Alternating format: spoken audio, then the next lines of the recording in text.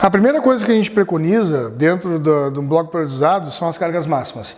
Então a gente tira as cargas máximas para a gente saber quanto é que está um agacho no supino e levantamento terra. Vamos lá, a gente pega lá um agachamento, né?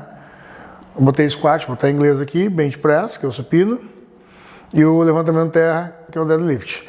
Então vocês vão treinar, vão buscar de forma introdutória um processo pedagógico de ensino-aprendizagem, vão ensinar os movimentos, assim que a pessoa já tiver alguns meses, aí vai depender muito da individualidade, das especificidades de cada um. Vocês preparando bem a pessoa, né, tanto a questão orgânica dela, fisiológica, metabólica, quanto a questão técnica, neural, vocês vão tirar um teste de força máxima. Aí vai depender de como vocês observam essa pessoa. E, obviamente, tem gente que vai demorar muito mais para poder se adequar aos movimentos, tem gente que vai fazer isso de forma mais rápida. Digamos que vamos arredondar, assim, para ficar mais fácil de fazer os cálculos, tá? 100 quilos foi a máxima para o agachamento, 100 para o supino, isso aqui é só para facilitar os cálculos, tá? E 100 para o levantamento terra, tá? Então a gente tem aqui 300 quilos de total, cada máxima dela, isso aqui para 100%. Como é que a gente avalia uma carga máxima? Com certa dificuldade, mas sem debilitar a ação do gesto motor, uma ação voluntária máxima. Ou seja, vamos pegar aqui, eu estou de pé um supino, fez o movimento, teve uma certa dificuldade, mas manteve a linha, tremeu um pouquinho, finalizou, guardou. Pode ter levado 5 dias para fazer o movimento, mas veio um cotovelo, estendeu antes, outro foi, tirou uma perna do banco, isso não existe, isso não é um movimento bem feito. E se não é um movimento bem feito, a gente não considera como máxima. Alguém tocou na barra e levantou, não considera como máxima. A partir do momento em que vocês tiram o teste de força máxima, né, teste de força máxima desse indivíduo, tá, dessa pessoa, a gente começa a iniciar os blocos periodizados. Por quê? Porque a partir daí, a gente parte da premissa que a gente já sabe as cargas máximas. Então, se no primeiro teste de força máxima, aqui no primeiro teste de força máxima, e isso eu vejo muito isso errado nas periodizações de uma forma geral, que são justamente as obtenções de metas, né? E dentro dessas metas e métricas, o processo evolutivo, a progressão dos percentuais e das cargas, inclusive, vai influenciar nos acessórios e na força sistêmica geral. Então, se no primeiro teste de força máxima a gente fez 100 kg de cada um, a gente tem por meta e objetivo, avaliando o vídeo, velocidade de movimento, velocidade de percurso da barra durante finalização, durante início, meio e fim, gesto motor como um todo, avaliando tudo isso, a gente vai estipular uma meta. Então essa meta, por exemplo, vai ser 110 quilos, tá? 110 quilos. Não precisa ser algo muito discrepante, principalmente no supino, que é um exercício muito sensível ao aumento de carga. Eu só estou botando essas cargas, elas são ilusórias, só para a gente ter uma facilidade de fazer uma observação em cima dos cálculos, em cima dos percentuais. Então, no primeiro teste de força, depois de todo um processo pedagógico de ensino-aprendizagem, desenvolvimento de capacidades físicas, composição corporal, né, nível de treinabilidade, a gente fez um primeiro teste de força nesse indivíduo, né, ou nessa menina, e chegamos a essas marcas de 100 quilos ali em cada um. E como ela fez, ou ele fez esses 100 quilos, a gente tem que ter um objetivo maior. Então a gente não vai calcular em cima de 100 de novo, porque 100 já foi feito. A gente quer mais. E claro, a gente não vai passar de 100 para 150, de 100 para 160. A gente vai buscar pelo menos um 10, 15% de aumento. Se for no agacho ou no terra, esse aumento ele pode ser um pouquinho maior, 15, 20, 17,5%.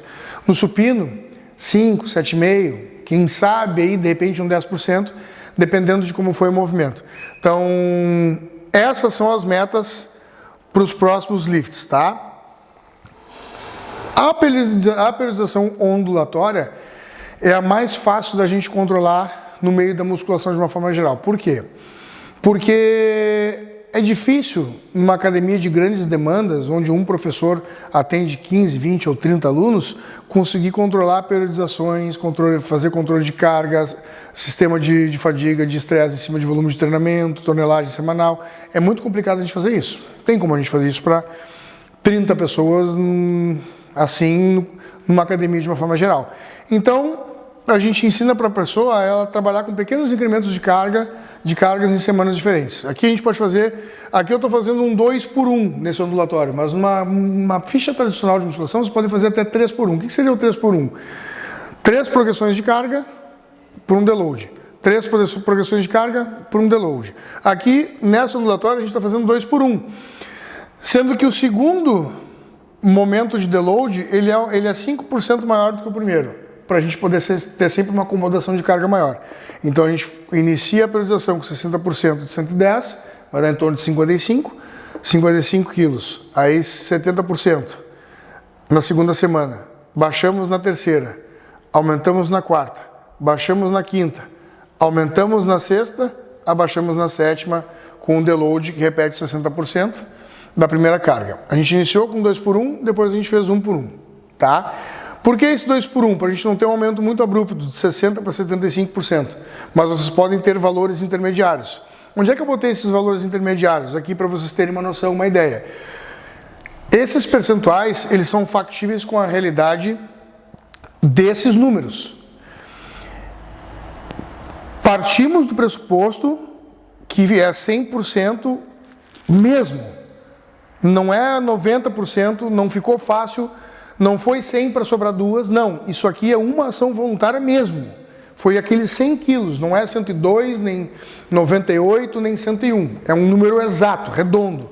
100 quilos. E a gente partiu para essa segunda meta, que vai entrar dentro do segundo teste de força. O segundo teste de força, a gente quer atingir essas metas ou mais, dependendo da evolução do treinamento de vocês. 60% da carga, dentro de um bloco periodizado, vocês lembram da periodização clássica que a gente tem? Então a gente tem o período preparatório, que é dividido em geral e específico. A letra é uma porcaria, mas tudo bem. Geral e específico. Aí micro, meso e macro ciclo vai depender da periodização de vocês, vai depender do objetivo de vocês, vai depender do calendário esportivo do esporte. Depois a gente tem o período pré-competitivo e competitivo. Aliás, perdão. A gente tem o período competitivo, que é dividido em pré-competitivo e competitivo. Aqui, pré-competitivo e competitivo. E aqui, o período transitório, que é o que a gente geralmente não faz, que é o descanso ou o deload, que é o retreinamento, destreinamento para retreinar, desconstruir para reconstruir, onde a gente tem todos os mecanismos compensatórios de todo o estresse que a gente teve dentro desses blocos de treinamento que a gente finaliza, que é extremamente importante para a gente supercompensar e para a gente readaptar novas linhas de treinamento e objetivar aí a melhorar nossa performance, nossas capacidades físicas, inclusive, né, a nossa composição corporal de uma forma geral, tá?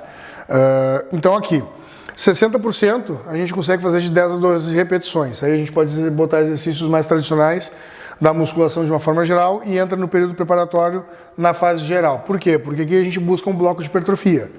Tá? A gente busca um bloco de hipertrofia e dentro disso a gente quer fazer com que os nossos tendões, ligamentos, nosso arcabouço ósseo seja protegido pelas forças de compressão, estresse e elementos postas pelo treinamento de força. Né? Até 70% a gente consegue trabalhar o período geral. E aí a gente trabalha entre 10 a 12 e 8 a 10 repetições. No entanto, a gente tem valores intermediários. Entre 60 e 70 a gente pode trabalhar 65%, que vai ficar entre 8 e 12 repetições. Aí depende do estado do atleta no dia. Tá? Então 65 a gente consegue manter uma margem de 8 a 12, porque transita entre 60 e 70, que tem as suas bases fixas de percentual para repetição. Então, se a gente conseguiu tirar com exatidão esses percentuais,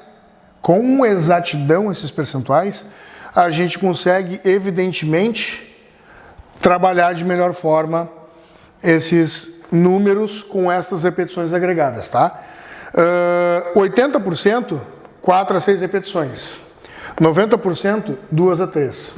Dentro disso, 385%, né, que pode ficar ali entre 2 e 6, não, 85% pode ficar entre 2 e 4 repetições.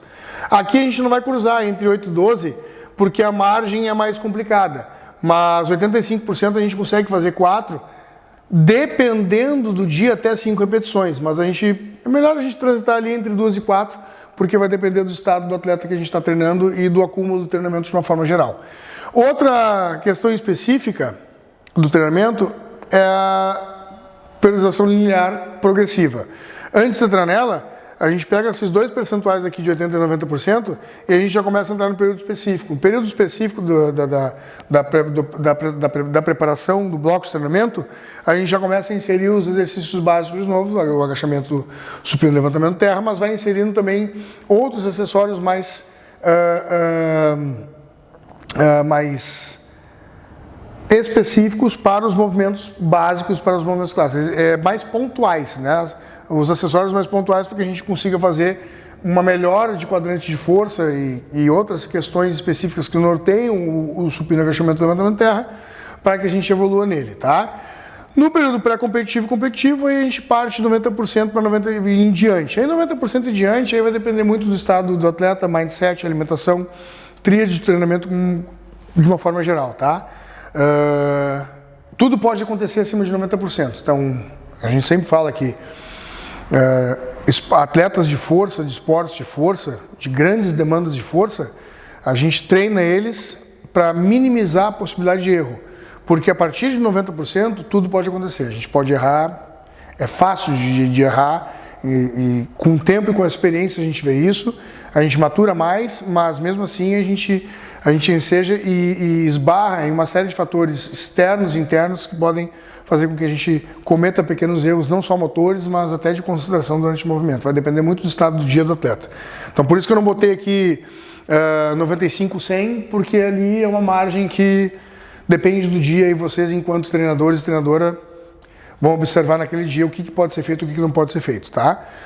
Na linear progressiva, claro, a gente pode trabalhar com saltos menores, 60%, 63%, 66%, 69%, 60%, 62%, 65%, 68%, 70%, 74%. Então, não precisa pular necessariamente de 5 em 5. A gente pula de 5 em 5 para ter uma padronização de quilagem igualitária na hora do salto de carga. Mas vai depender muito também do indivíduo, vai depender muito das máximas desse indivíduo. Uma coisa é a gente pular, mesmo que numa questão de relação de proporção isso vai interferir de indivíduo para indivíduo, é diferente pular 5% num agachamento de 100 kg e um agachamento de 300. Né? É diferente. Por mais que a força relativa e proporcional possa ser semelhante em peso corporal, em peso total, em ação da gravidade, 300 para 5% seria 315, é diferente. É diferente de para 100 e 105. A gente tem um aumento de carga muito maior, são 15 kg a mais praticamente, são 10 kg a mais praticamente para cima de cada repetição, dentro de um volume semanal de treinamento. Então a tonelagem altera bastante e o desgaste é maior. Tanto que o atleta mais pesado, ele precisa de um volume de treinamento diferente, ele precisa de um quadro de intensidade diferente, ele precisa de uma periodização diferente, um tempo de descanso diferente para poder se regenerar e estar pronto para as próximas, pelos próximos estímulos gerados oriundos de uma periodização. Então, a linear a gente vem até um ponto específico onde a gente quer uma intensidade máxima. Digamos que aqui a gente chegou até 80%. Chegou nesse 80%, a gente pode trabalhar umas 3 semanas, 2 a 3 semanas em 80, 82, 84, 86, 80, 83, 86, 89, enfim, a gente mantém uma progressão mínima depois dos 80% e aí a gente faz um deload, mas não bate os 100% ainda, né?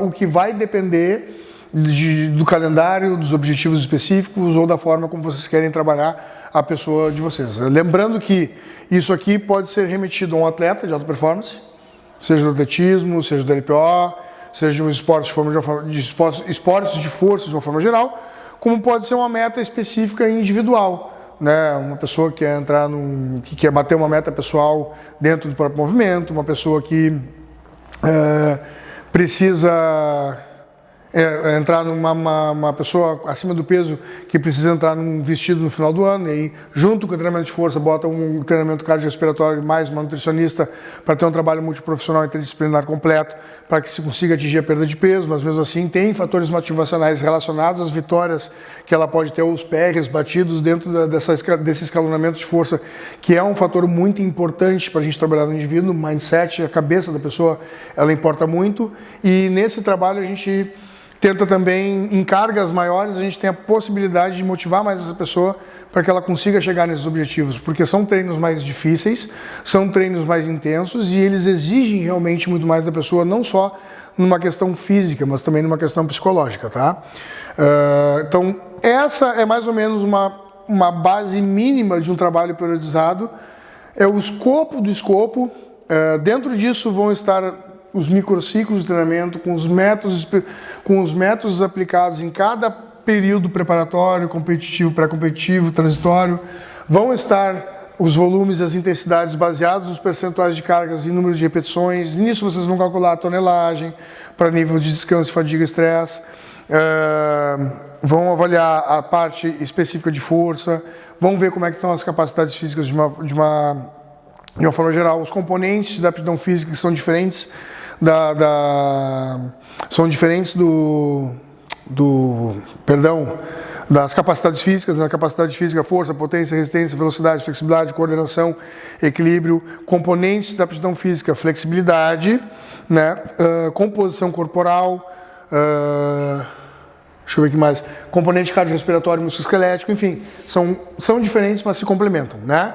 Então, essa é uma base simples do que a gente vai fazer dentro de todo um programa de treinamento. Então, tudo isso aqui vai entrar dentro de um microciclo, que vai fazer parte de um mesociclo, que vai fazer parte de um macrociclo. Então, a gente tem um macrociclo de 3 meses. 3 meses são 12 semanas. Então, a gente tem 12 semanas de treinamento dentro de macrociclo. Nesse macrociclo, a gente tem 3 meses. Os 3 meses são divididos em 3 unidades de um mês. Entenderam? Então, os 3 meses, eles são divididos em 3 unidades de um mês. Então, a gente tem 3 meses um macro. Vocês têm mais